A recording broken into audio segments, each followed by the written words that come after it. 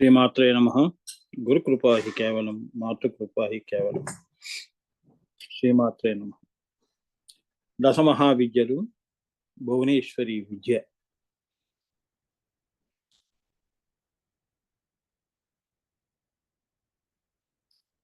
ఈ తల్లి భువనేశ్వరి అంటే స్థూల ప్రపంచాలు, సూక్ష్మ ప్రపంచాలు, సూక్ష్మతర ప్రపంచాలు అంటే ప్రాణం వరకు, ఆత్మ వరకు నీకు లయాన్ని ఇచ్చే స్థానం ఏదైతే ఉందో శ్రీబిందువు, అంతవరకు కూడా ఆ తల్లిని ఎప్పుడూ మనము భువనేశ్వరిగా మనం ఆ తల్లి పిలువబడుతుంది. అలానే అక్కడి నుంచి ఆ తల్లి ఈ యొక్క స్థూల ప్రపంచాల వరకు కూడా భువనేశ్వరి. ఈ భువనేశ్వరియే ఈ ఆకాశాన్ని ఇప్పుడు నువ్వు దృశ్యమానంగా చూస్తున్న సూర్య, చంద్ర, రాశి, నక్షత్ర, గ్రహ కూటములన్న అనంత పంక్తులతో అలంకరించిన శక్తి. ఈ తల్లి భువనేశ్వరి శక్తి వలన ఈ సూర్య చంద్రులు, తారాకోటి ఇవన్నీ కూడా శోభిస్తున్నాయి, భాషిస్తున్నాయి. అవే కాదు, దాని నుంచి మనము సూర్య చంద్రులు వలన మనము కూడా స్థూల ప్రపంచంలో, సూర్యుడు చంద్రుడు లేకపోతే ఎలా? సూర్యుడి వలన మనం ప్రాణంతో ఉన్నాం, చంద్రుడి వలన ఈ కాలము, దేశము, చైతన్యాలు, ఋతువులు ఇవన్నీ కూడా మార్పులు. సో ఇవన్నీ కూడా ఈ భువనేశ్వరి అమ్మవారి యొక్క శక్తి వలన ఈమె సర్వోపాధిగా ఉన్నది. ఆ తల్లి పక్కకి జరిగింది అంటే అయిపోయింది, సృష్టి లేదు. అది ఏ పగటిపూట సూర్యరశ్మి అవుతున్నది. మనకేమవుతున్నది? భువనేశ్వరి అమ్మవారు ఆమె అనంత వ్యాప్తిగా ఉంటుందమ్మా. ఒక నీ దృష్టి వరకు అమ్మవారు అనేది కాదు. ఆ తల్లి చాటంత కళ్ళు చేసుకొని చూడాలి అంటుంటారే, ఆకాశాన్ని ఎలా నువ్వు కొలుస్తావు? అందుకే ఆ తల్లి అనుగ్రహం ఉంటే నీ చూపు వరకు ఆమె దృశ్యమానంగా నీకు ఒక దర్శనం ఇస్తుంది. అంతేగాని ఆమె అనంతము, ఆమెకు ఒక రూపము లేదు. ఆ తల్లి పగటిపూట సూర్యరశ్మి అవుతున్నది అంటే నిన్ను బ్రతికిస్తున్నది అని. సూర్యచంద్రుల వలన మనము బ్రతుకుతున్నాము. ఆ తల్లి, ఆ భువనేశ్వరి అమ్మవారు ప్రాణంగా, సూర్యుడి నుంచి ప్రాణము కదమ్మా, చంద్రుడి నుంచి చైతన్యము, మార్పులు, చైతన్య మార్పులు, ఋతువులు ఇవన్నీ మారుతున్నాయి కదా, సృష్టి జరుగుతున్నది కదా. ఋతువుల వలన సృష్టి, అవునా? క్షేత్రము, బీజము, జలములు ఉంటేనే కదా సృష్టి. ఒక ఒక గర్భము రావాలి అంటే క్షేత్రము ఉండాలి, బీజము ఉండాలి, జలములు ఉండాలి, దాని తర్వాత కదా పుట్టుక అనేది ఉంటుంది. అలానే ఇవన్నిటినీ కూడా సూర్యరశ్మి వలన, సూర్యుడి వలన చంద్రుడు వెలుగుతున్నాడు, చంద్రుడి వలన మనందరము సూర్య చంద్రులు. అందుకే జ్యోతిష శాస్త్రంలో వీళ్ళిద్దరిని తల్లిదండ్రులుగా మనం తీసుకోవాలి. వారి గమనాన్ని బట్టి నీ జీవితం. గాయత్రి అంటే అదే కదా, గాయత్రి మంత్రము. ఓం భూ, ఓం భువ, ఓం శుభ, ఓం మహ, ఓం జన, ఓం తప అని అంటున్నావు కదా. మరి ఆ గాయత్రి మంత్రం అంతా కూడా భువనేశ్వరియే. అన్ని లోకాలకు ఆమెయే, ఆమె ఉన్నది కాబట్టి లోకము ఉన్నది. అంతేగా. ఇప్పుడు మనం కూడా అంటుంటాం కదా, మీకు ఎందుకంత నేను ఉదాహరణ ఇస్తున్నానంటే, ఇప్పుడు మనం కూడా ఒకరి మీద ప్రేమ ఎక్కువ పెంచుకున్నాం అనుకో, ఆమె ఇప్పుడు వాళ్ళే నా లోకం అండి, వారు లేకపోతే నాకు లోకం లేదండి అంటున్నావే, అలా ఈ లోకమంతా కూడా ఆమె ఉన్నది. ఆ తల్లి కృప వలన నువ్వు వ్యవహారాలు చేస్తున్నావు, ఆ తల్లి కృప వలన నువ్వు శాసిస్తున్నావు, ఆ తల్లి కృప వలన అన్నం తింటున్నావు. అర్థమైందా? మరి అమ్మవారిని మళ్ళీ ప్రత్యేకంగా మళ్ళీ మనం వరాలు కోరుకోవటం ఏమిటి? నువ్వు అడగకుండానే ఇస్తున్నవి చాలా ఉన్నాయి. నువ్వు అడిగినవి ఒకటో రెండో, కానీ ఆవిడ వందల కొద్దీ నీకు వరాలు ఇస్తుంది. అది మనం తెలుసుకోలేకపోతున్నాం మానవులు. అన్నీ మనం స్థూలంగా, స్థూల దృష్టిలోంచే కోరుకుంటున్నాం. కానీ 4 దేహాల్లో కూడా తల్లి ఉన్నది కాబట్టి నువ్వు కోరుకునే వరకు, అది కూడా కోరుకోవటం అనే శక్తి కూడా అమ్మవారి. ఇంకేం కావాలి నీకు అంటుంది. అవునా? ఆమె సృష్టికి విభిన్నంగా నువ్వేమి కోరుకోవట్లేదు కదమ్మా. ఆమె సృష్టిలో ఉన్నదే, పక్కవాడికి డబ్బు ఉంది, నాకు లేదు, నాకు డబ్బు ఇవ్వమ్మా అంటున్నావు. ఏదైనా సృష్టిలో అమ్మవారు అన్ని ఇచ్చిందిగా లక్ష్మి. నువ్వు ఒక సాధన చేసి కష్టపడి సంపాదించుకుంటే అది నీదవుతుంది. వాడు సాధన చేశాడు, కష్టపడ్డాడు, వాడిదయింది. నువ్వు అలానే చెయ్యి. బుద్ధి ప్రచోదయాత్ గాయత్రి. బుద్ధి పెట్టి పని చేయి. ఏది అసాధ్యం? ఏది అసాధ్యం కాదు కదా! అన్నీ సాధ్యమే. మనసు పెట్టి చేస్తే ఏదైనా సాధ్యమే అంటుంది అమ్మవారు. అందుకే అమ్మవారిని నువ్వు ప్రత్యేకంగా కోరికలు కోరుకోవాల్సిన అవసరం లేదు. నీకు రేపు కూడా నువ్వు ఏ కోరిక పుడుతుందో అది కూడా ఇక్కడ పెట్టేసి ఉంచింది అమ్మవారు. ఆమెకి పైన నువ్వేమీ కోరుకోలేవమ్మా. ఆమె సృష్టిలోనున్న వస్తువులనే నువ్వు కోరుకుంటావు. అంతేగాని వాడోడికో ఉంది నాకు లేదు. ఇంతే కదా! కోరిక అంటే ఏమిటి? ఒకడికున్నది నాకు లేదు. సో, వాడికున్నప్పుడు నాకు ఉండాలి అన్నదే కోరిక. అవునా? సో, ఇది తెలుసుకోవాలి కదా! మరి అమ్మవారిని ఒక రూపంలో బంధించకూడదు. ఎప్పుడూ తత్వంగా చూడాలి. ఇదంతా శ్రీ విద్యాంతర్గతం. అమ్మవారే అనేక రూపాల్లో ఆ తల్లి అనేక రూపాల్లో ఈ దశమహావిద్యల్లో తత్వం ఒకటే, రూపాలు వేరు. నువ్వు యోగం ధ్యానం చేస్తున్నప్పుడు ఆజ్ఞాచక్రం దాటుతున్నప్పుడు అక్కడ నీకు కలిగిన ఏమిటి అనుభూతులు ఈ భువనేశ్వరి అమ్మవారి హ్రీం బీజంలో నీకు దర్శనం ఇస్తుంది, చూస్తావు. ఏమ్మా ఇంకా ఉన్నాయి కదా ఇంత ముందు చెప్పినవి. అమ్మవాళ్ళందరూ కనిపిస్తూ ఉంటారు. ఏమ్మా నువ్వు అంటుంటావు కదా, బాంబేలో మాకు తెలిసిన వాళ్ళు ఉన్నారండి, అమెరికాలో మాకు తెలిసిన వాళ్ళు ఉన్నారండి. అట్లా తత్వముగా అందరూ ఒకటే, అందరూ నీ వాళ్ళే. అర్థమైందా? అందరూ మళ్ళీ ఆ లలిత అమ్మవారి యొక్క, అందుకే లలిత అమ్మవారి పాదాలు పట్టుకుంటే అందరి పాదాలు పట్టుకున్నట్టు. చాలా తత్వాన్ని అర్థం చేసుకోండి. అంతే కదా! మనుషుల్లో మనసుని తెలుసుకొని మనం స్నేహిస్తాము, ప్రేమిస్తాము, అభిమానిస్తాం. మనసు తెలుసుకోకుండా ఊరికే గుడ్డిగా నమ్మేస్తామా? గుడ్డిగా వాడి మీద మనం వాళ్ళ మీద ప్రేమ పెట్టేసుకుంటామా? పెట్టుకోం కదా! తత్వం ఏమిటి వీళ్ళది?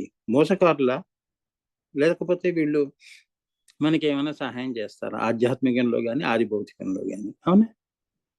అది పెట్టుకునే కదా నువ్వు అభిమానించటం, గౌరవించటం అనేది జరుగుతుంది. అలానే ఇదంతా శ్రీ విద్యాంతర్గతము అని పిండితార్థము అని చెప్తున్నారు. అంతేగాని ఈ లోకంలో చాలా మంది ఒక్కొక్క అమ్మవారిని పెట్టుకొని కాళీ ఉపాసన అనుకుంటూ, త్రిపుర భైరవి ఉపాసన అనుకుంటూ, ఇప్పుడు వారాహి ఉపవాసం. ఎందుకు? ఇవన్నీ అమ్మవారి యొక్క తత్వంగా అందరూ ఒకటే. ఏమ్మా? తత్వంగా అందరూ ఒకటే. లలిత అమ్మవారిని పట్టుకుంటే అయిపోయింది. ఇంకేముంది? లలిత ఉపాసన చేయండి. ఇదేంటంటే ఉపవాసము. ఒక దీక్షా మండలం. ఒక మండలం వరకు చేసి మళ్ళీ వారాహి అమ్మవారికి నమస్కారం పెట్టి నీ లౌకికంలో నువ్వు వెళ్ళిపోతావు. అదే లలిత అమ్మవారి ఉపాసనలో ఈ చివరి వరకు చేస్తూనే ఉంటావు అమ్మవారిని. సో, అప్పుడు ఈ అమ్మవార్లు కూడా అమ్మవారిలో ఉన్నారు కాబట్టి ఆమె నుంచి వచ్చిన వాళ్ళు, ఉత్పన్నమైన వాళ్ళు. ఇప్పుడు ఈ సృష్టి అంతా ఎలా వచ్చింది? సూర్యుడి నుంచి తారలు, చంద్రుడు, తారాకోటి ఎలా వస్తున్నాయి? ఈ భూమి, ఈ ప్లానెటరీ సిస్టమ్స్ అన్నీ ఎక్కడి నుంచి వచ్చాయి? సూర్యుడి నుంచి వచ్చాయి కదా! అలానే ఈ సృష్టి అంతా అమ్మవారి నుంచి వస్తుంది కాబట్టి ఆ అమ్మవారి ఉపాసన జన్మంతా చేసుకున్నాం అనుకో, అంటే మిగతా ఈ అమ్మవార్లు చేయకూడదని కాదు. ఇదంతా సంకల్పాలు పెట్టుకొని చేసేవి. నిస్సంకల్పంగా నేను మాట్లాడతాను. శ్రీ విద్యాంతర్గతంలో ఏంటి? నువ్వు కోరేది లేదు, ఇచ్చేవాడు లేడు, పుచ్చుకునేవాడు లేడు. ఆజ్ఞాచక్రం దగ్గర. అక్కడేం కోరుకుంటావు? రాజ్యాలు కోరుకుంటావా? భోజ్యాలు కోరుకుంటావా? డబ్బు కోరుకుంటావా? చెప్పమ్మా. మూడో కన్ను దగ్గర నీకేం బంధం ఉంది? ఒక ఆత్మ పరమాత్మ బంధం తప్ప ఏముందమ్మా? కిందనే కదా నీ బంధాలు, బాంధవ్యాలు. సో, అవన్నీ ఉపాసనల కింద లెక్క.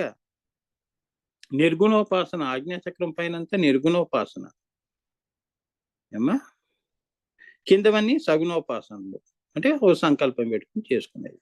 అటువంటి వాళ్ళకి ఏంటంటే అమ్మవారిని ఏమ్మా అంశంగా తీసుకొని ఉపవాసం చేస్తారు.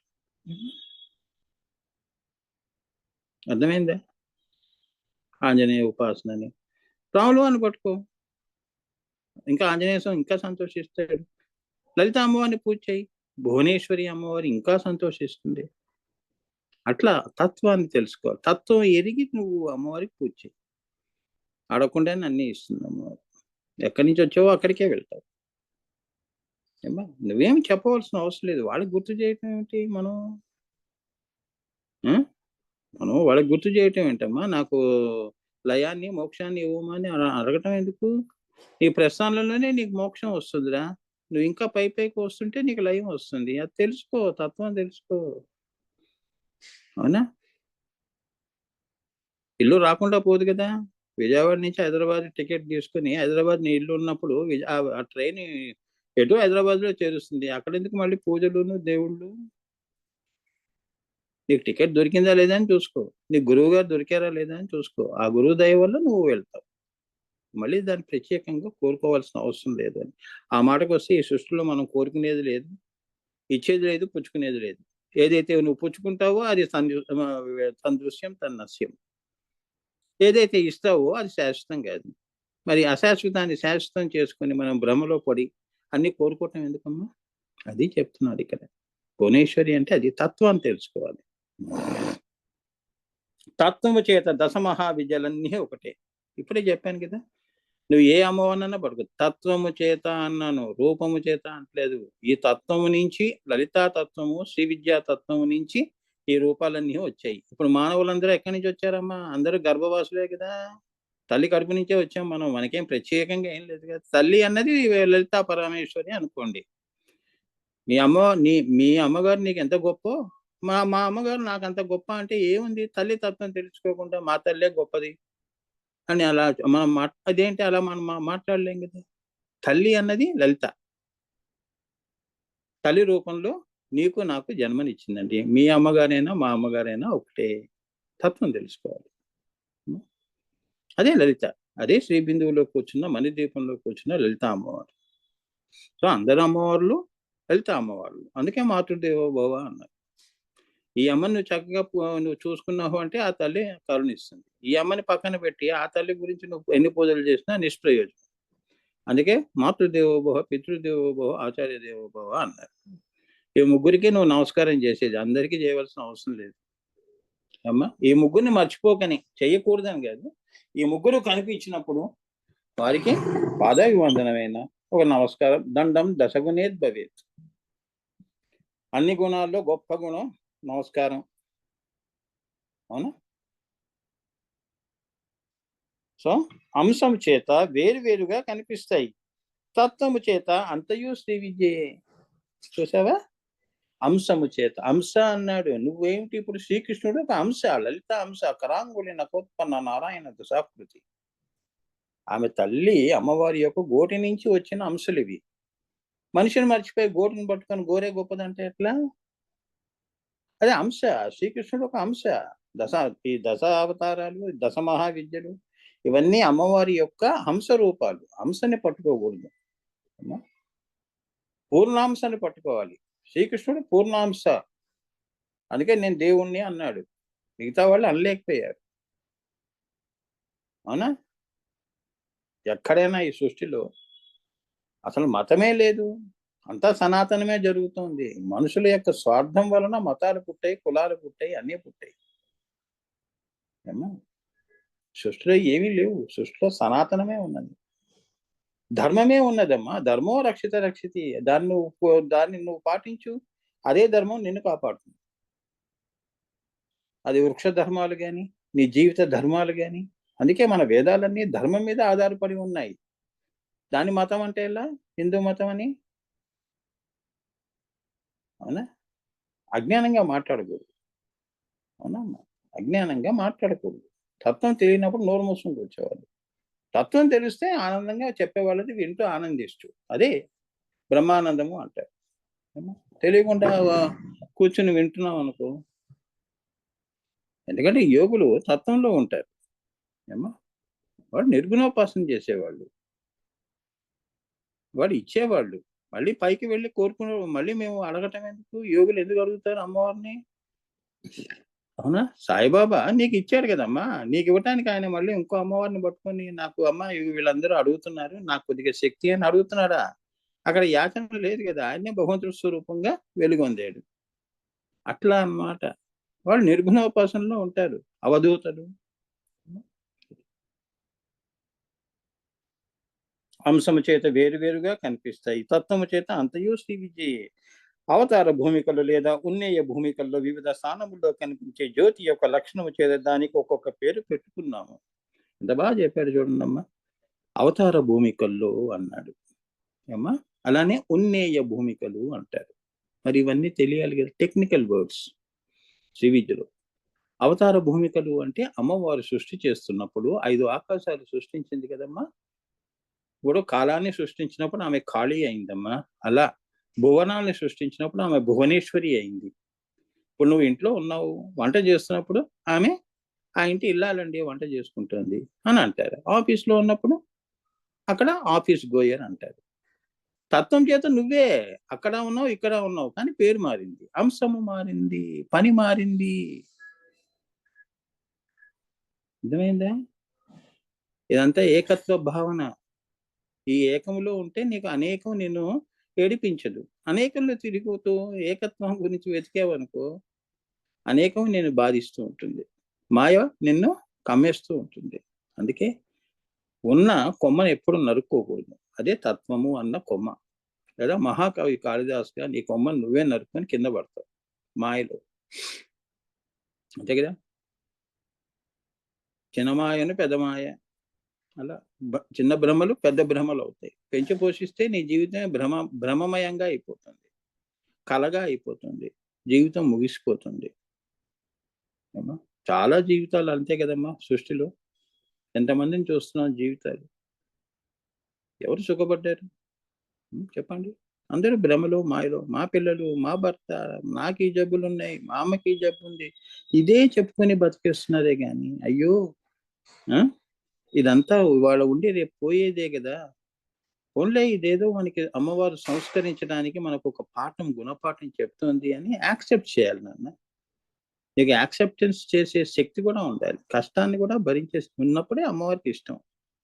ఆమె ఎందుకు నేను బాధ పెడతాను? నువ్వు ఎంత అదృష్టవంతురాలివి, నిన్నే నేను ఎన్నుకొని నీకు నేను సంస్కరిస్తూ నిన్ను కష్టపెడుతున్నానంటే, అమ్మా నీ దృష్టిలో నేనుండి నన్ను కష్టపెడుతున్నావా, నన్ను సంస్కరిస్తున్నావా అని సంతోషించు.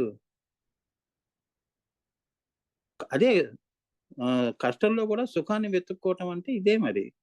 ఇది చేతకాని వాళ్ళు ఏంటి, అమ్మో నాకు కష్టపడ్డదమ్మా, నాకు ఎప్పుడు 24 గంటలు నేను సంతోషంగా ఉండాలి. అది ఎలా కుదురుతుంది? ఆ తల్లి అనుగ్రహంతో కదా నువ్వు ఆమెను నమ్ముకున్నప్పుడు కొద్దిగా కొన్ని పరీక్షలు పెడుతుంది. అంతే కదా! బంగారాన్ని అవునా? పరీక్ష పెట్టిన తర్వాత కదా నువ్వు నీ మెడలో వేసుకుంటావు. ఎలా పడితే అలా వేసేసుకుంటావా? మట్టి గోషానం, మట్టి మశానం అంతా ఉండగా వేసేసుకుంటావా? ఎంత రిఫైన్ చేస్తారు. ఎన్ని సమ్మెట దెబ్బలు కొడతారు. అప్పుడు కదా అది చివరికి నీ మెడలో అది భాషిస్తూ ఉంటుంది. అలానే నీ జీవితం గూడా అమ్మవారు ఎందుకు నిన్ను కష్టపెడుతుంది? ఎందుకు సంస్కరిస్తుంది అంటే తన మెడలో నిన్ను వేసుకుందామని, తనలో కలుపుకుందామని.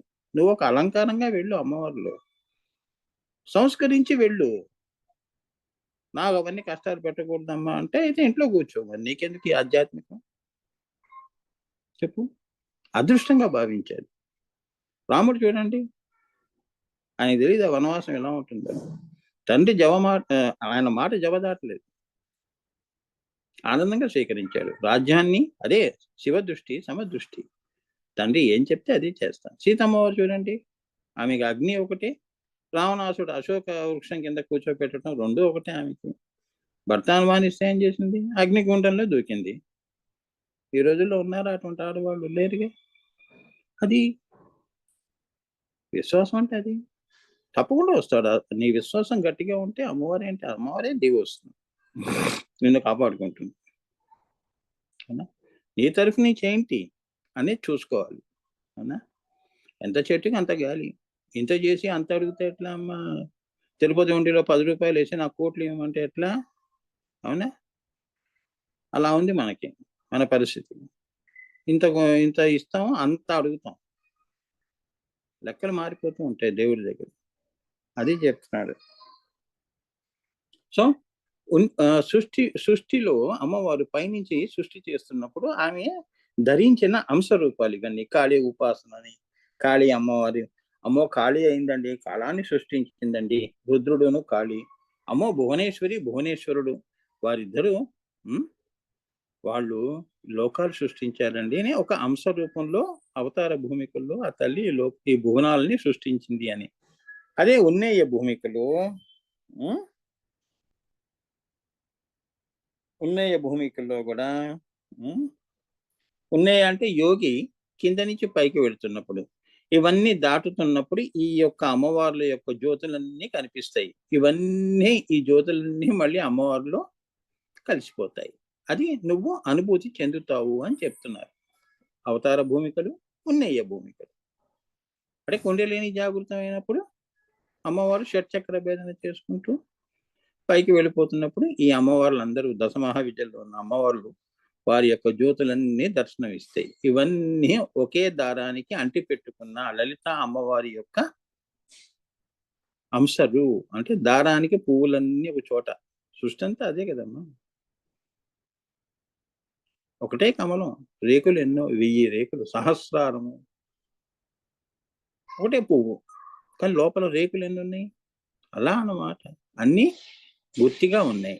ఈ సృష్టి అంతా భువనాలన్నీ అమ్మవారి యొక్క ఆమె సర్వోపాధి. ఆమె ఈ అన్నిటికీ ఉపాధిగా ఉన్నది. అది అవతార భూమికలు గాని, ఉన్నేయ భూమికలు గాని, యోగము చేసి, ధ్యానము చేసి ఇవన్నీ నువ్వు అనుభూతి చేసుకో. ఇవి మాటల్లోనూ చెప్పేది కాదు. ఏమ్మా? మాటల్లో చెప్పేవి కావమ్మా. శ్రీ విద్య అంతా కూడా అనుభూతి పర్వంగా ఎక్కువ ఉంటుంది. విద్యా పర్వం తక్కువ ఉంటుంది. అంటే విద్యా పర్వము అంటే ఏంటంటే తెలుసుకోవటం అనేది. ఎంత తెలుసుకుంటే దాన్ని అనుభూతుల్లో మార్చుకోవాలి అనే ఒక తపన నీలో మొదలవుతుంది. అరే! అంతా తెలిసిపోతుంది నాకు. దీన్ని అనుభూతిగా చేసుకుంటే ఎంత ఆనందంగా ఉంటుంది. ఆ బ్రహ్మానందాన్ని పొందాలని తపన అంటారు. ఆ తపనే తపస్సు అవుతుంది. ఆ తపస్సే యోగం అవుతుంది. ఆ యోగమే లయాన్ని తీసుకెళ్తుంది అని చెప్తున్నారు. ముందు భక్తి ఉండాలి. భక్తి లేకుండా నీకేమొస్తుంది అమ్మవారు? శ్రద్ధ, భక్తి. సాయిబాబా ఏం చెప్పాడు? శ్రద్ధ, సబూరి. శ్రద్ధ భక్తులు లేకుండా గుడికేం వెళ్తామమ్మా? బయట ఎవడో నీ ఫ్రెండ్ వెయిట్ చేస్తున్నాడని చెప్పేసి ఇప్పుడే ఉండి ఒక్క నిమిషంలో వస్తా అని చెప్పి వాడి ముందు వదిలేసేసి లోపలికి వెళ్ళేసి ఏదో తూతూ తూతూ అన్నట్టుగా నమస్కారం పెట్టేసేసి మళ్ళీ బయటకు అది శ్రద్ధా భక్తులు కావు కదమ్మా. అవునా? వైకుంఠ ఏకాదశిలో వచ్చినప్పుడు చూడండి 4 గంటలకు తలంట్లు పోసుకొని మనం ఎలా పరిగెత్తుతాం 5:30, 6కి. పెద్ద పెద్ద క్యూ లైన్స్ ఉంటాయి వెంకటేశ్వర స్వామి ఆలయంలో. అర్థమైందా? కిలోమీటర్ చొప్పున దాకా ఉంటాయి. తొందరగా వెళ్తే దర్శనం అవుతుంది. రాత్రి అంతా మనం జాగరణ చేసుకొని 4కి లేచి స్నానం చేసుకొని 5కల్లా గుడి దగ్గర ఉంటాం కదా. మళ్ళీ 7కి వచ్చి మళ్ళీ వంట వర్క్ అన్నీ చేసుకోవాలి పిల్లలు. అవునా? ఇట్లా అన్నమాట. అది శ్రద్ధ, భక్తి. అప్పుడు నిన్ను ఎవ్వరు బాధించరు. అందరూ మంచి గాఢ నిద్రలో ఉంటావు. నువ్వు స్థిమితంగా పూజ చేసుకుంటావు. అది చెప్తున్నారు. శ్రద్ధాభక్తి లేకుండా నీకు ధ్యానం అనేది కుదరదు, తపస్సు అనేది రాదు అని చెప్తున్నారు. నువ్వు తపించాలి ముందు. తపిస్తే నీకు భక్తి అనేది వస్తుంది. అంతేగా? ముందు తపించాలి. తపన లేకుండా ఏమొస్తుందమ్మా నీకు? భక్తి ఎలా వస్తుంది? వాడు వీడు అంటావు. ఆ భక్తి ఏమవుతుంది? ముదిరితే ఏమవుతుంది? యోగం అవుతుంది. ఎప్పుడు వాళ్ళతోనే ఉండాలి. ఎప్పుడు వారి దగ్గరే ఉండాలి. అమ్మవారి దగ్గరే ఉండాలని అది యోగంగా మారిపోతుంది. ఈ సృష్టిలో అన్నీ కూడా నిరుపయోగంగా కనిపిస్తాయి. నేను ఆరాధిస్తున్న లలిత అమ్మవారే నాకు చాలా విలువైనది అని చెప్పి యోగము చేసుకుంటావు. అలా చేసుకొని నీకు తెలియకుండా కుండలిని జాగృతం అయిందంటే అమ్మవారిలో లయాన్ని పొందుతావు అని చెప్తున్నారు. అవతార భూమికలు, ఉన్నయ భూమికలు అంటే ఇది. సో అంతేకాదు దృశ్యమానమైన జగత్తు సర్వము భువనేశ్వరి అంటున్నాము. దృశ్యమానమైన ఈ జగత్తంతా కూడా నువ్వు చూస్తున్న దృశ్యము, దృగాతీతము ఏదైతే ఉన్నదో ఇదంతా కూడా భువనేశ్వరి అమ్మవారి యొక్క కరుణ. లేదంటే నువ్వు ప్రపంచాన్ని చూడలేవు అంటున్నారు. ఈ కనుగుడ్లు ఉన్నాయి కదమ్మా, ఏముందమ్మా మాంసపు ముద్దే కదమ్మా అది. దాని వెనక చూచువాడు సూక్ష్మంలో ఎవరో చూస్తున్నారు. ఇప్పుడు నువ్వు స్వప్నంలో ఉన్నావు, కళ్ళు మూసుకున్నావు కదా, అక్కడ జగత్ ఒకటి చూస్తున్నావు కదా, ఆ వెలుగు ఎవరు? అదే భువనేశ్వరి అంటున్నాడు. జాగ్రత్త, స్వప్న, సుషుప్తి తుర్యంలో కూడా అంతా కూడా 4 లోకాలని కూడా ఆ తల్లి భువనేశ్వరి అంటున్నారు. జాగ్రత్తలో కళ్ళు తెరుచుకొని చూస్తున్నావు ఈ యొక్క ప్రపంచాన్ని. రాత్రి పడుకున్నప్పుడు ఆ వెలుగు ఎక్కడి నుంచి వచ్చింది? ఆ దృశ్యములు, ఆ మనుషులు ఎవరు వస్తున్నారు, నీతో ఎవరు మాట్లాడుతున్నారు, అదంతా నువ్వు ఎవరు అంతర్నేత్రము. అక్కడ జ్యోతి కూడా ఈ అమ్మవారే అంటున్నాడు. అది చూడండి ఎలా ఉందో భువనేశ్వరి అమ్మవారి విద్య ఉపాసన అంటే అది. ఇది తెలుసుకోకుండా ఊరికే పెద్ద భయపెట్టుకు ఇది ఏది తంత్రముగా చూసేది కాదు. ఇది తంత్రము, మంత్రము, యంత్రము మూడిటికి అతీతముగా ఉన్నదే ఈ భువనేశ్వరి అమ్మవారు అంటున్నారు. అమ్మవారిని శక్తుల్ని మనం లోపరుచుకొని స్వార్థం కోసం చేసేవాళ్ళు వేరు ఉపాసనలు. నిర్గుణోపాసన చేసేవాళ్ళు వేరు, సగుణోపాసన చేసేవాళ్ళు వేరు. నార్త్ ఇండియా అంతా కూడా మరి కాళీ ఉపాసన. ఇప్పుడు చూడండి, కామాఖ్య అమ్మవారు అక్కడ, ఆమె యోని భాగం పడింది కదా అక్కడ, అక్కడంతా తంత్రం చేసేవాళ్ళు. వాళ్ళంతా స్వార్థపరులు, డబ్బుల కోసమును వాళ్ళు ప్రయోగాలు చేస్తూ ఉంటారు. ఆ శక్తిని అలా ఉపయోగించుకుంటారమ్మా. వాళ్ళంతా సగుణోపాసనలో పడేవాళ్ళు, లౌకికంలో పడేవాళ్ళు. అలౌకికంలో నువ్వు చేసావనుకో, వాడు చేసే తంత్రం నీ మీద పనిచేయదు. అర్థమైందా? నీ దగ్గర కత్తి ఉంటే నా దగ్గర కూడా కత్తి ఉందని. సో మీరు అది దృష్టిలో పెట్టుకుని నా శ్రీ విద్య వినొద్దు అని చెప్తున్నారు. నాదంతా కూడా తత్వంగా ఉంటుంది. నేను ఎప్పుడు అమ్మ పాదాల దగ్గర ఉండి తత్వం చెప్తాం, అంతేగాని శక్తుల గురించి చెప్పం. ఇది చెయ్యమ్మా నీకు ఈ శక్తి వస్తుంది అలా మేము మాట్లాడం. అమ్మవారు ఇస్తే అది నీ అదృష్టం, అది లోక కళ్యాణంగా. రాముల వారికి కూడా మరి ఏంటి, రాముల వారికి కూడా ఎన్నో వరాలు ఉన్నాయి. రావణాసుడికే కాదు, రాముడి దగ్గర కూడా బ్రహ్మాస్త్రం ఉంది. రావణాసుడేమో మనిషి మీద ప్రయోగించాడు, రాముడేమో లోక కళ్యాణంగా ప్రయోగించాడు. అంతే తేడా. బ్రహ్మ ఏం చేశాడు, అక్కడ రావణాసుడికి పని చేశాడు, రాముడికి పని చేశాడు. నీ సంకల్పం గొప్పదే ఉండాలమ్మా, పవిత్రంగా ఉండాలి, అది చూసుకో అంటున్నాడు ఇక్కడ. అమ్మవారికి మరి ఆయనకి కనిపించింది కదండి అంటే, కనిపించింది. వాడి సంకల్పం ఏంటో మరి అమ్మవారే చెప్పాలి, నువ్వు నేను చెప్తావా? వాళ్ళు రావణాసుడు మంచి చేస్తున్నాడా చెడు చేస్తున్నాడా అనేది వాడు చేసే కర్త కర్మ క్రియలో తెలుస్తుంది. రాముడు వారి క్రియలో మరి లోక కళ్యాణార్థం ఆయన యొక్క ఆయుధాలన్నీ ఉపయోగించాడు. మరి లోక కళ్యాణం జరిగింది కదా, లోక వినాశనేమో రావణాసుడు చేశాడు ఈ అస్త్రాలు పెట్టుకొని. ఇంతేనమ్మా, అదే మంత్రము తంత్రము అంటే. సో ఉపాసనలు అంటే ఇది. ఉపవాసము అంటే దగ్గరగా ఉండటం అంటే ఏంటంటే, శరీరంగా అక్కడ కూర్చోమని కాదు, మందిరంలో చింతనలో మాయా చింతన మాని దైవ చింతన పెంచుకో, అదే ఉపవాసము. నీ మనసంతా కూడా మంత్రపూరితము కావాలి, నీ శ్వాసంతా కూడా తంత్రపూరితం కావాలి ఏమ్మా. అప్పుడు యంత్రము అన్న శ్రీ బిందువు దగ్గరికి చేరుకుంటావు, అదే శ్రీచక్రము. అది నువ్వు తెలుసు, అది ఉపవాసము అంటే. అంతేగాని కడుపు మార్చుకోవటం ఏమ్మా ఇది కాదు. అంటే సాత్విక ఆహారం ఎక్కువ తీసుకోమని, అది కూడా మితా ఆహారం తీసుకోమని చెప్పారు, అంతేగాని అన్నం తినకూడదని. ఉపవాసం ఉండొచ్చు, ఆరోగ్యరీత్యా ఉండొచ్చు, కానీ ఉపవాసము అన్నాడు. ఇదేంటంటే ఆధ్యాత్మికంలో ఉపవాసము అంటే ఎప్పుడు దేవుడి దగ్గర కూర్చోవటం, దేవుడి చింతన చేయటం, అది ఉపవాసం. ఆ ఉపవాసం గురించి చెప్తున్నారు.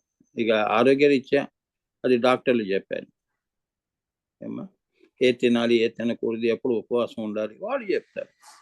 షుగర్ ఉన్నవాడు మరి మొత్తం రోజంతా తినకపోతే వాడు డౌన్ అయ్యి వాడు చేస్తాడు. వాడు మరి వాడికేమో అమ్మవారిని పూజ చేసుకోవాలని ఉంటుంది. మరి వాడి సంగతి ఏంటి, అన్నం తినకుండా ఉపవాసం ఉండగలుగుతాడా? సో దేర్ ఆర్ ఎక్సెప్షన్స్ అమ్మా, అవునా?